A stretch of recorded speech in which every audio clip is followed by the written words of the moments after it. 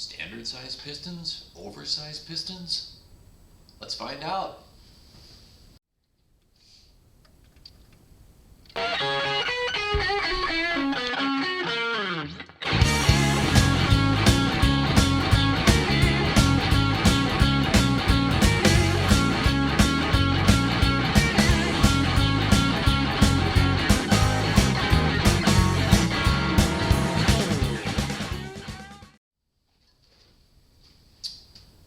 So one of the things that we knew from a previous video is that our intake cam had a cam height on one of the lobes, actually two of the lobes, that was below the service limit. And I went out to eBay and was looking for, well, first I went to see if I could buy a new one, and you can't, not from Suzuki or any dealerships anyways, but I did find a new one on the shelf somewhere in Europe, and it was a lot of money to get that thing here, and I found a bunch of used ones that no one would take the time to measure that cam height for me. And so I took a leap of faith with one particular person who at least seemed honest to me and would at least tell me how many miles were on the bike they pulled the parts out of. And I took a chance on this cam, and these two inner lobes for cylinders 2 and 3 are well within spec, and the outers are in spec just a bit. They're well, maybe a few thousandths above the service limit. So I'm going to go with that cam. Seems to be in good shape, and frankly looks a little bit better than my original cam. And then we had a piston with a hole in it, as you recall, and we need to replace that, obviously. I've been taking some initial measurements of the cylinder bores, and here, let me show you how I did that. Okay, so I've got the cylinder head broken loose, and in the service manual they show a specialized tool, a spreader that has a screwdriver on it that you can put in here, and as you turn the screw it just pries these two apart. But what I was able to do, let me get some light here.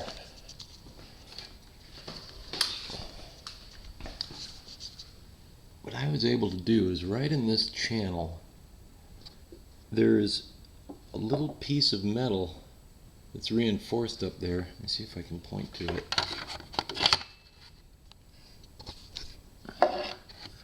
Right here is a nice solid piece of head. It's not a fin. And so I was able to get a cheap pry bar right in here. Sorry. Right on that, and pry up on that piece of metal where there's good support. And then I actually took another little smaller pry bar, put it upside down here, and with two hands and two pry bars, I was able to spread these apart and break that gasket loose. I'll do it on the other side so you can see what I did. So I am most likely not going to have to pry on this as hard as I did the other side, but essentially I want to get this right up underneath that nice piece of thick metal so it's not putting pressure on a fin. And this was too much of a pry, so I thought I'd just give myself a little better leverage by turning that tool upside down. Then I had some good leverage right on that spot. I held the back of the engine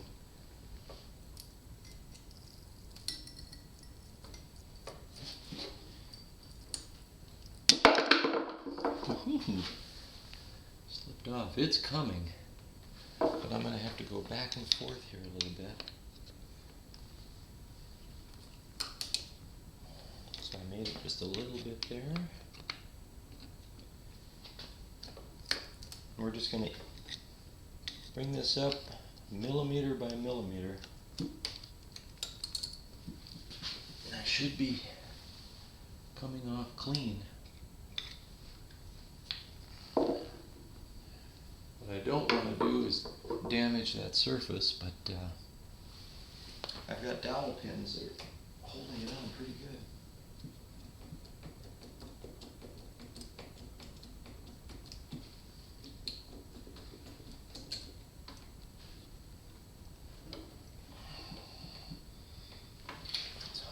doing something.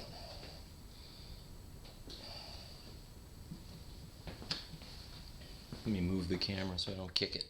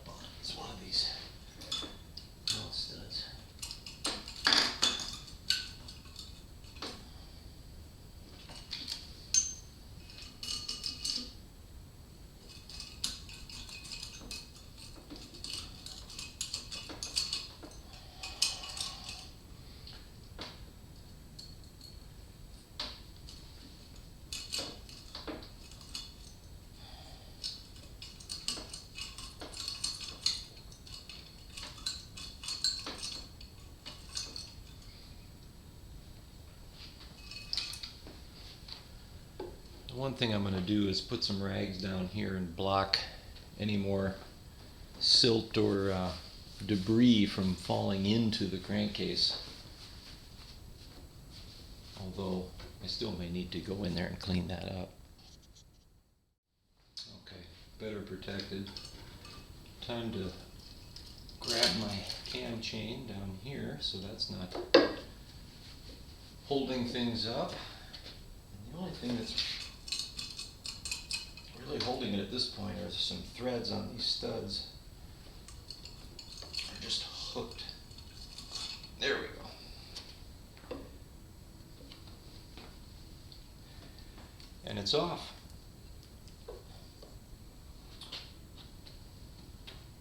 I guess what I would say in hindsight is clean the head better. Get this all the sand and road grit off as best you can before you pull this off, because gravity pulls all that stuff down, and I think I may have introduced some to the crankcase, so I'm going to have to open up the bottom of this crankcase and get that cleaned out and flushed out, but not undoable. And frankly, if I have to pull the crankcase open, I will, and clean it all out. But we've got them off. Let's get these measured and see if we've got a chance at using these standard pistons. Okay, so the standard inside diameter of each cylinder, measured in 3 levels, lower, middle, and upper, in 2 different directions, this way and this way, so 6 readings. Upper, middle, lower this way, and upper, middle, lower this way. Should not be any larger than 56.15 millimeters, but it's saying service limit is 56.08. And so in this first, what I've got here is a simple machinist tool for measuring inside diameter. This is a cheap thing. And I go down and adjust this to where it's just snug, making sure I got this centered, on if there was an axis going right down the center of the cylinder. I pull that out, measure that inside of my caliper, and that's 56.00 right on the nut. It's actually 55.99, but I doubt that I've got that kind of accuracy here. So that one's good, and I'm going to keep doing that in 6 different positions along the way. And if things are relatively uniform, then I've got nice have warps or areas where there's ripple to the inside cylinder wall. It's just a straight cylinder, and so I'll be doing those measurements all along here. Okay, so I've done all four in 6 different positions along the way.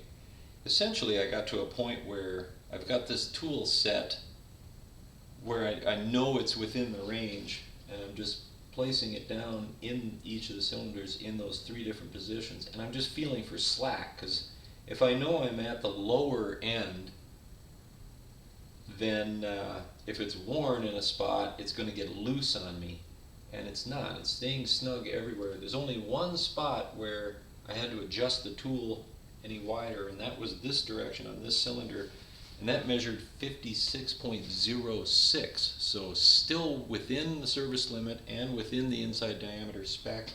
So we're able to stick with standard size pistons here more than likely.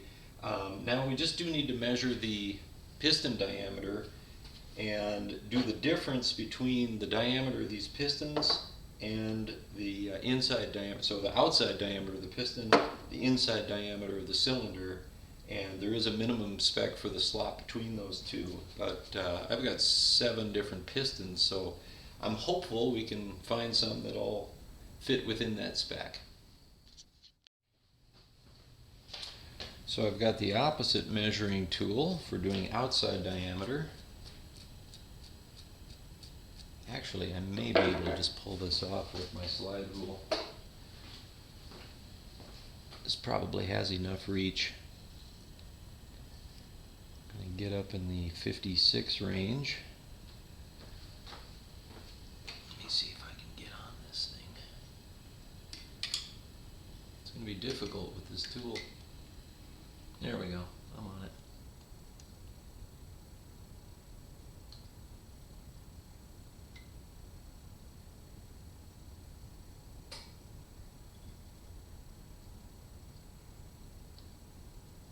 $55.94.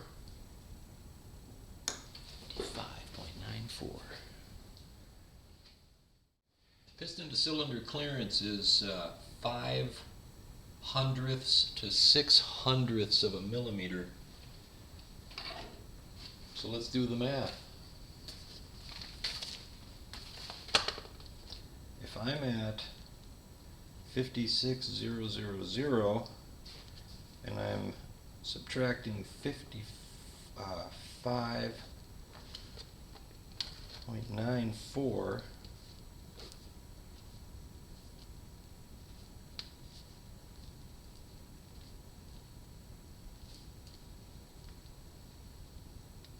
I'm right there.